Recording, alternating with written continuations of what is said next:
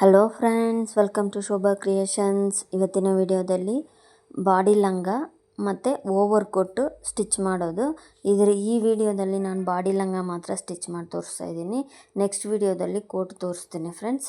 ಇದು ನೋಡಿ back part, ಇದು ಫ್ರಂಟ್ ಪಾರ್ಟ್. ನಾನು ಆಲ್ರೆಡಿ ಕಟಿಂಗ್ ಮಾಡಿ ಎತ್ಬಿಟ್ಟಿದ್ದೀನಿ. ನೋಡಿ ಈ ರೀತಿ ಎಲ್ಲ ಕಟ್ ಮಾಡಿ ಎತ್ತಿಟ್ಕೊಂಡ್ಮೇಲೆ ಈಗ ಫ್ರಂಟು ಸ್ಟಿಚ್ ಮಾಡ್ಕೊಳ್ತೀನಿ. ಫ್ರಂಟ್ ಬಂದು ರೌಂಡ್ ನೆಕ್ ಫ್ರೆಂಡ್ಸ್. ಮೇಲೆ ಓವರ್ ಕೋಟ್ ಬರೋದ್ರಿಂದ ರೌಂಡ್ ನೆಕ್ ಇರಲಿ ಅಂತೇಳಿ ನಾನು ಈ ರೀತಿ ಕಟ್ ಮಾಡಿ ಎತ್ಕೊಂಡಿದ್ದೀನಿ.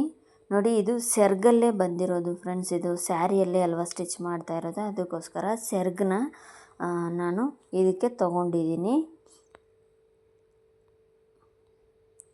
ನೋಡಿ ಈ ರೀತಿ ರೌಂಡಾಗಿ ಸ್ಟಿಚ್ ಮಾಡ್ಕೊಂಡ್ಮೇಲೆ ಈ ರೀತಿ ನಾಚ್ ಕೊಟ್ಬಿಟ್ಟು ಲೈನಿಂಗ್ ಬಟ್ಟೆನ ತಿರುಗಿಸ್ಬಿಟ್ಟು ಮೇನ್ ಕ್ಲಾತಲ್ಲಿ ಸ್ಟಿಚ್ ಹಾಕ್ಕೊಳ್ತೀನಿ.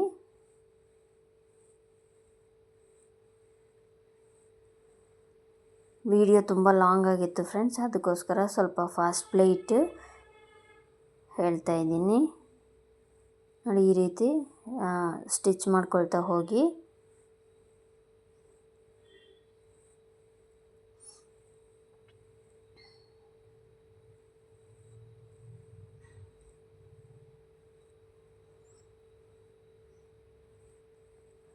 ಮತ್ತು ಫುಲ್ಲಾಗಿ ರಫ್ ಸ್ಟಿಚ್ ಒಂದು ಹಾಕ್ಕೊಳ್ತೀನಿ.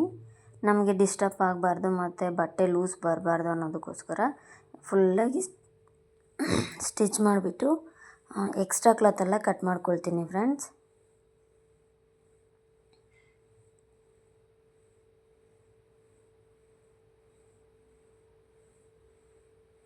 ನೋಡಿ ಫ್ರಂಟ್ ಸ್ಟಿಚ್ ಮಾಡಿದ್ದಾಯಿತು.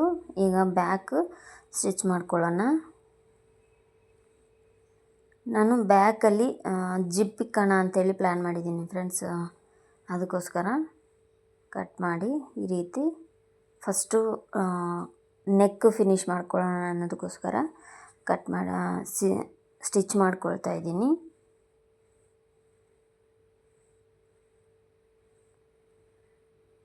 ನೋಡಿ ಸೇಮ್ ಫ್ರಂಟಲ್ಲಿ ಯಾವ ರೀತಿ ಸ್ಟಿಚ್ ಮಾಡಿಕೊಂಡ್ರು ಅದೇ ರೀತಿಯೇ ಇಲ್ಲಿ ಸ್ಟಿಚ್ ಮಾಡಿ ತಿರುಗಿಸ್ಕೊಂಡು ಸ್ಟಿಚ್ ಮಾಡ್ಕೊಳ್ಳಿ. ನಾನು ಸೇಮ್ ಕಲರ್ ಜಿಪ್ಪೇ ತೊಗೊಂಡಿದ್ದೀನಿ ಫ್ರೆಂಡ್ಸ್. ಇದು ಬಂದು ನಾನು ಇನ್ವಿಸಿಬಲ್ ಜಿಪ್ ತೊಗೊಂಡು ಬಂದು ಇಕ್ತಾ ಇದ್ದೀನಿ. ಆ ಜಿಪ್ ಇರೋ ಥರನೇ ಕಾಣಿಸೋದಿಲ್ಲ, ಆ ರೀತಿ ಜಿಪ್ಪು, ಇನ್ವಿಸಿಬಲ್ ಜಿಪ್ಪು.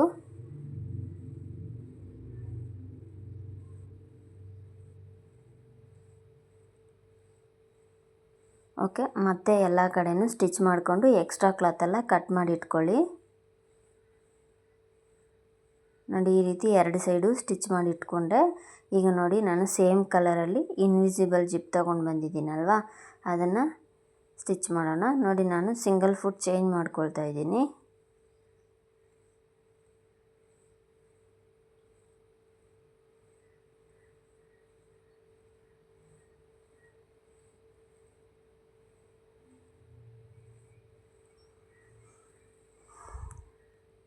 ನೋಡಿ ಆ ಜಿಪ್ಪು ಕೆಳಗಡೆ ಬರಬೇಕು. ನಮಗೆ ಕಾಣಿಸಬೇಕಾಗಿರೋ ಜಿಪ್ಪು ಪೋರ್ಷನ್ ಬಂದು ಡೌನಲ್ಲಿರಬೇಕು. ಈ ರೀತಿ ಇದು ಮೇಲ್ಗಡೆ ಇಟ್ಟು ಸ್ಟಿಚ್ ಮಾಡ್ಕೊಳ್ಳಿ. ಒಂದು ಸೈಡ್ ಆದಮೇಲೆ ಆ ದಾರ ಎಲ್ಲ ಕಟ್ ಮಾಡಿಕೊಂಡು ಈಗ ಆಪೋಸಿಟ್ ಸೈಡನ್ನ ನೋಡಿ ಈ ರೀತಿ ತಿರುಗಿಸಿಬಿಟ್ಟು ಆ ಸ್ಟಿಚ್ಚು ಒಳಗಡೆ ಹೋಗಬೇಕು. ಇದಕ್ಕೆ ಮೇಲೆ ಈ ರೀತಿ ಇಟ್ಟು ಸ್ಟಿಚ್ ಮಾಡ್ಕೊಳ್ಳಿ. ನೆಕ್ಸ್ಟ್ ಆಪೋಸಿಟ್ ಸೈಡ್ ಬಂದು ಅದಕ್ಕೆ ಮೇಲೇ ಇಟ್ಟು ಸ್ಟಿಚ್ ಮಾಡಬೇಕು.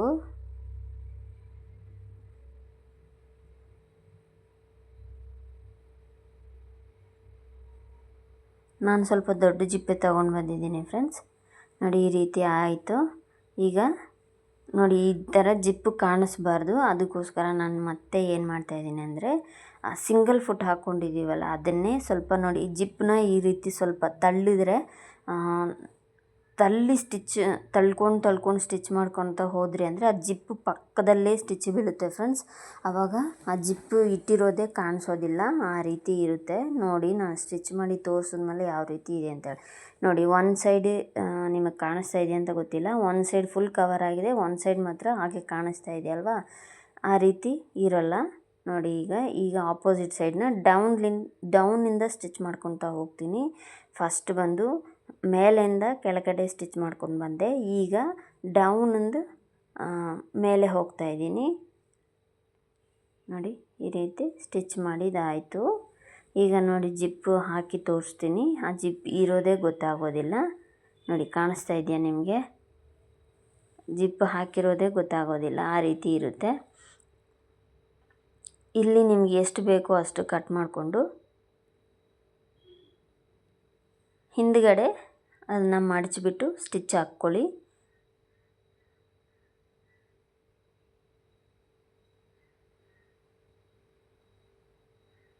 ರಫ್ ಹಾಕ್ಕೊಳ್ಳಿ. ಈಗ ಆಪೋಸಿಟ್ ಸೈಡಲ್ಲೂ ಸೇಮ್ ಅದೇ ಮೆಥಡ್ನೇ ಯೂಸ್ ಮಾಡಿಕೊಂಡು ಸ್ಟಿಚ್ ಮಾಡ್ಕೊಳ್ಳಿ.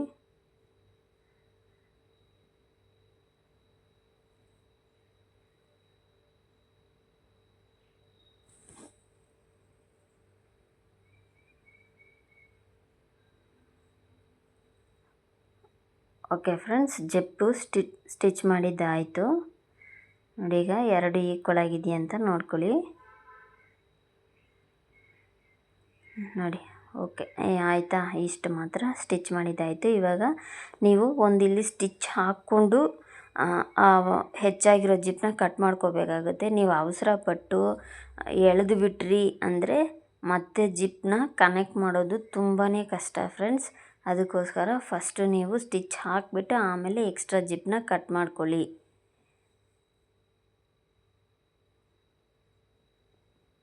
ನೋಡಿ ಎಲ್ಲ ಕಡೆಯೂ ಸ್ಟಿಚ್ ಮಾಡಿದ್ದಾಯಿತು. ಇವಾಗ ಎಕ್ಸ್ಟ್ರಾ ದಾರಗಳನ್ನೆಲ್ಲ ಕಟ್ ಮಾಡ್ಕೊತಾ ಇದ್ದೀನಿ ನೋಡಿ. ಈ ರೀತಿ ಇರುತ್ತೆ. ಓಕೆ ಫ್ರೆಂಡ್ಸ್, ಇದಕ್ಕೆ ನಾನು ಸ್ಲೀವ್ ಇಲ್ಲ ಫ್ರೆಂಡ್ಸ್. ಇದಕ್ಕೆ ಯಾಕಂದರೆ ಮೇಲೆ ಓವರ್ ಕೋಟ್ ಬರುತ್ತೆ, ಅದರಲ್ಲಿ ಸ್ಲೀವ್ ಅಟ್ಯಾಚ್ ಮಾಡ್ತೀನಿ. ಇದಕ್ಕೆ ಸ್ಲೀವ್ ಅಟ್ಯಾಚ್ ಮಾಡಲ್ಲ. ಅದಕ್ಕೋಸ್ಕರ ಇವಾಗ ಎರಡು ಬ್ಯಾಕ್ ಆ್ಯಂಡ್ ಫ್ರಂಟ್ ಪೋರ್ಷನ್ ಎರಡೂ ನೆಕ್ ಜಾಯಿನ್ ಮಾಡ್ಕೊಳ್ತಾ ಇದ್ದೀನಿ. ಶೋಲ್ಡರ್ ಜಾಯಿನ್ ಮಾಡ್ಕೊಳ್ತಾ ಇದ್ದೀನಿ ನೋಡಿ. ಎರಡೆರಡು ಸ್ಟಿಚ್ ಹಾಕ್ಕೊಂಡು ಜಾಯಿನ್ ಮಾಡ್ಕೊಂಡಿದ್ದಾಯಿತು.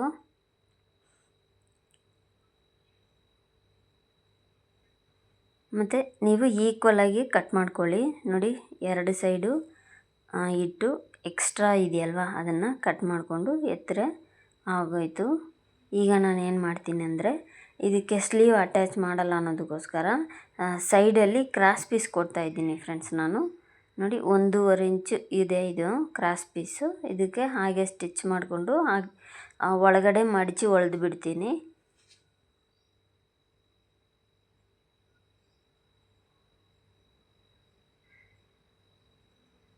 ಕ್ರಾಸ್ ಪೀಸು ಫುಲ್ಲಾಗಿ ಅಟ್ಯಾಚ್ ಮಾಡ್ಕೊಂಡು ಹೋಗಿ.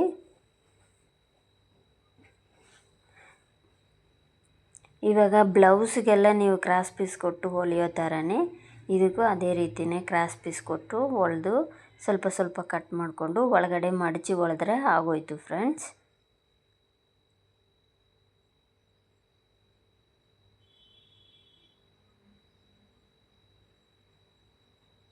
ನೋಡಿ ಈ ರೀತಿ ಕಟ್ ಮಾಡಿಕೊಂಡು ಈಗ ಮಡಚಿ ಹೊಲಿದ್ರೆ ಈಸಿಯಾಗಿ ಬರುತ್ತೆ.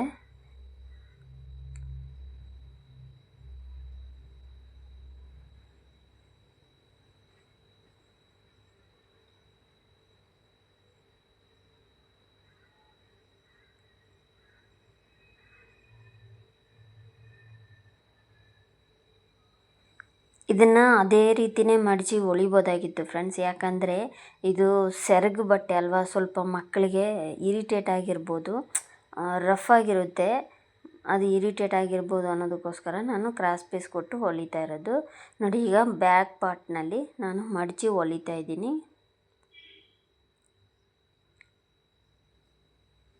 ಬ್ಯಾಕ್ ಪಾರ್ಟ್ ಇಲ್ಲ, ಇದು ಲೈನಿಂಗ್, ಲಂಗಾಗೆ ಲೈನಿಂಗ್ ಬೇಕಲ್ವ, ಅದನ್ನು ಲೈನಿಂಗ್ ಫುಲ್ಲಾಗಿ ಮಡಚಿ ಹೊಲ್ಕೊಳ್ತಾ ಇದ್ದೀನಿ.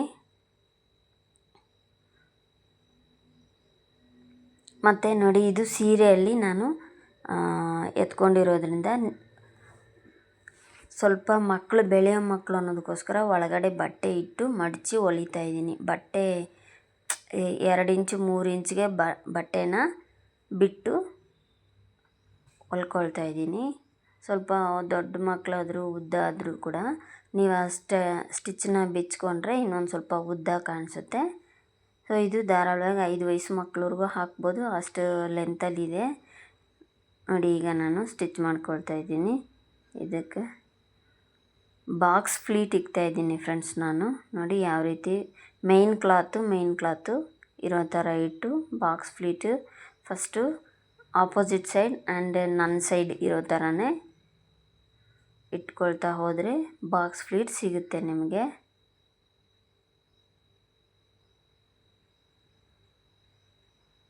ಒಂದೊಂದು ಇಂಚಿಗೂ ನಾನು ಬಾಕ್ಸ್ ಫ್ಲೀಟ್ ಆ ಕಡೆ ಒಂದು ಇಂಚ್ ಈ ಕಡೆ 1 ಇಂಚಿಗೆ ಮಡಚಿ ಹೊಲ್ಕೊಳ್ತಾ ಹೋಗ್ತಾ ಇದ್ದೀನಿ.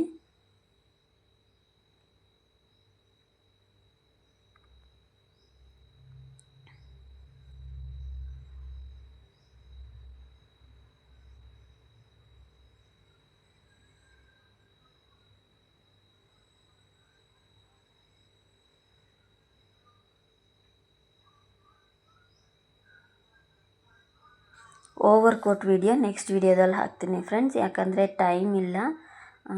ಇದಕ್ಕೆ ತುಂಬ ಟೈಮ್ ಹಿಡೀತು, ಅದಕ್ಕೋಸ್ಕರ ಈ ವಿಡಿಯೋದಲ್ಲಿ ಬರೀ ಬಾಡಿ ಲಂಗ ಮಾತ್ರ ತೋರಿಸ್ತಾ ಇದ್ದೀನಿ. ನೋಡಿ ಈಗ ಲೈನಿಂಗ್ ಕೆಳಗೆ ಇಟ್ಟು ಅಟ್ಯಾಚ್ ಮಾಡ್ತೀನಿ, ಯಾಕಂದರೆ ನೋಡಿ ಅಲ್ಲಿ ಅದು ಸೀರೆ ಬಟ್ಟೆ ಅಲ್ವಾ, ಸ್ವಲ್ಪ ಮಕ್ಕಳಿಗೆ ಇರಿಟೇಟ್ ಆಗಿರಬಾರ್ದು ಅನ್ನೋದಕ್ಕೋಸ್ಕರ ನಾನು ಆಪೋಸಿಟ್ ಸೈಡಲ್ಲಿ ಕೆಳಗಡೆಯಿಂದ ಲೈನಿಂಗ್ ಇಟ್ಟು ಮಾಡ್ತಾಯಿದ್ದೀನಿ, ಸ್ಟಿಚ್ ಮಾಡ್ತಾಯಿದ್ದೀನಿ ನೋಡಿ.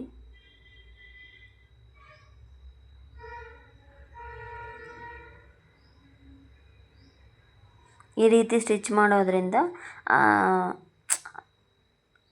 ಮೇನ್ ಕ್ಲಾತ್ಗಳು ಒಳಗಡೆ ಹೋಗಿಬಿಡ್ತವೆ, ಲೈನಿಂಗ್ ಕ್ಲಾತ್ಗಳು ಮೇಲೆ ಇರೋದ್ರಿಂದ ನಿಮ್ಗೆ ಇರಿಟೇಟ್ ಆಗಿರಲ್ಲ ಮಕ್ಕಳಿಗೆ, ಅದಕ್ಕೋಸ್ಕರ ಲೈನಿಂಗ್ನ ಆ ರೀತಿ ನಾನು ಸ್ಟಿಚ್ ಮಾಡ್ಕೊತಾ ಇಲ್ಲ. ಸುಮ್ಮನೆ ಒಂದು ಸೈಡ್ ಮಾತ್ರನೇ ಫ್ಲೀಟ್ಸ್ ಬರೋ ಥರ ಇಟ್ಟು ಸ್ಟಿಚ್ ಮಾಡ್ಕೊಳ್ತಾ ಇದ್ದೀನಿ.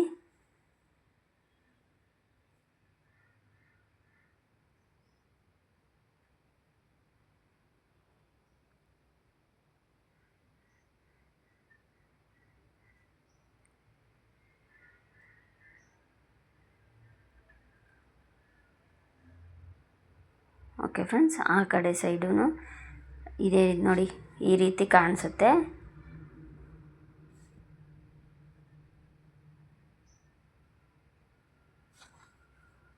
ಅದು ಒಳಗಡೆ ಹೋಗಿಬಿಡೋದ್ರಿಂದ ಮಕ್ಕಳಿಗೆ ಡಿಸ್ಟರ್ಬ್ ಆಗಲ್ಲ.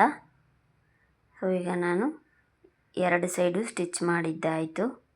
ಈಗ ನಾನು ಜಾಯಿಂಟ್ ಮಾಡ್ಕೊಳ್ತಾ ಇದ್ದೀನಿ. ಸೈಡ್ ಜಾಯಿಂಟ್ ಮಾಡ್ಕೊಳ್ತಾ ಇದ್ದೀನಿ ಫ್ರೆಂಡ್ಸ್. ನಿಮಗೆ ಎಷ್ಟು ಬೇಕೋ ಅಷ್ಟು ಇಟ್ಟು ಸ್ಟಿಚ್ ಮಾಡ್ಕೊಳ್ಳಿ. 2 ಬಟ್ಟೆನೂ ಈಕ್ವಲ್ ಆಗಿದೆಯಾ ಅಂತ ನೋಡಿಕೊಂಡು ನೀಟಾಗಿ ಸ್ಟಿಚ್ ಮಾಡ್ಕೊಳ್ತಾ ಹೋಗಿ.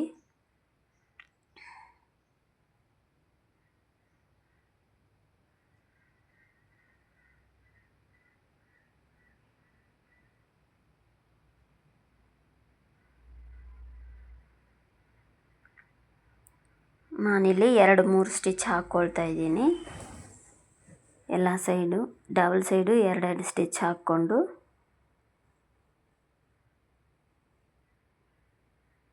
ಬಾಟಮು ಸ್ಟಿಚ್ ಮಾಡ್ಕೊಳ್ತೀನಿ.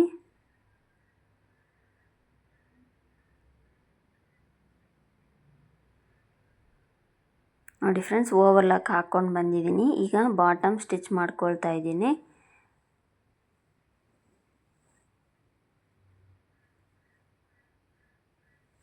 ಸ್ಟಿಚ್ ಮಾಡಿ ತೋರಿಸ್ತೀನಿ.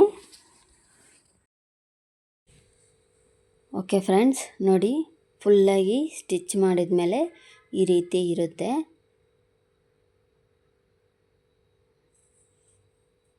ನೋಡಿ ಈ ರೀತಿ ಇರುತ್ತೆ ಫ್ರೆಂಡ್ಸ್. ಈಗ ನೋಡಿ ಬ್ಯಾಕಲ್ಲಿ ತೋರಿಸ್ತೀನಿ. ಜಿಪ್ಪು ಇಟ್ಟಿರೋದೇ ಗೊತ್ತಾಗಲ್ಲ ಯಾವ ರೀತಿ ಇದೆ ಅಂಥೇಳಿ ನೋಡಿ.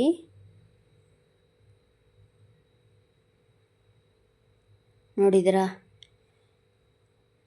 ಓಕೆ ಫ್ರೆಂಡ್ಸ್, ಈ ವಿಡಿಯೋ ನಿಮಗೆ ಇಷ್ಟ ಆಗಿದೆ ಅಂದ್ಕೊಳ್ತೀನಿ. ಇಷ್ಟ ಆಗಿದ್ದರೆ ಲೈಕ್ ಮಾಡಿ, ಕಮೆಂಟ್ ಮಾಡಿ, ಶೇರ್ ಮಾಡಿ, ಮರೀದಿರ ಚಾನಲ್ನ ಸಬ್ಸ್ಕ್ರೈಬ್ ಮಾಡಿಕೊಂಡು ಬೆಲ್ಲೈಕಾನ್ ಕ್ಲಿಕ್ ಮಾಡ್ಕೊಳ್ಳಿ. ನನ್ನ ವೀಡಿಯೋಸ್ ನೀವು ನೋಡ್ಬೋದು. ನೋಡಿ ಫ್ರೆಂಡ್ಸ್. ನೆಕ್ಸ್ಟ್ ವಿಡಿಯೋದಲ್ಲಿ ಸಿಗೋಣ. Thank you for watching.